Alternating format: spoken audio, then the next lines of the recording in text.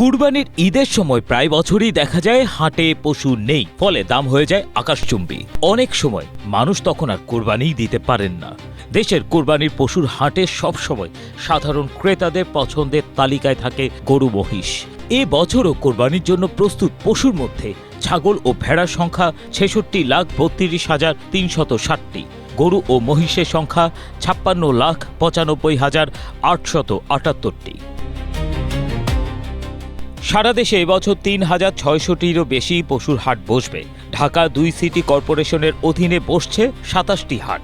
মৎস্য ও প্রাণী সম্পদ মন্ত্রণালয়ের তথ্য মতে এবছর কোরবানির পশুর সম্ভাব্য চাহিদা ১,০৬,৩৩৪টি।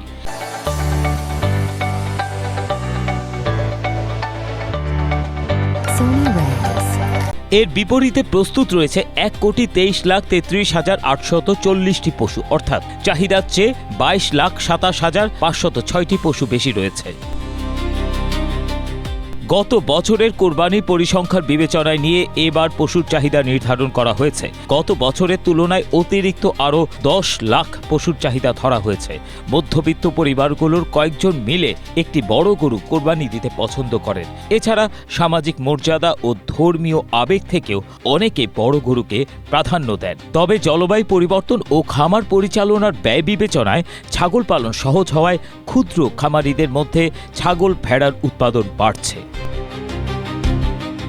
মৎস্য ও প্রাণী সম্পদ মন্ত্রণালয় জানিয়েছে, দেশীয় খামারিদের স্বার্থ রক্ষায় সীমান্তে কড়াকড়ি আরোপ করা হয়েছে।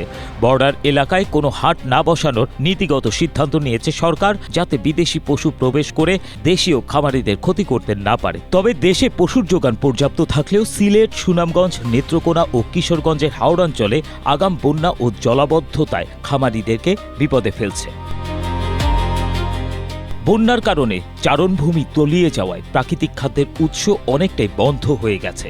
খড় পচে যাওয়ায় এবং যাতায়াত ব্যবস্থা ভেঙে পড়ায় উচ্চ মূল্যেও পশুখাদ্য মিলছে না।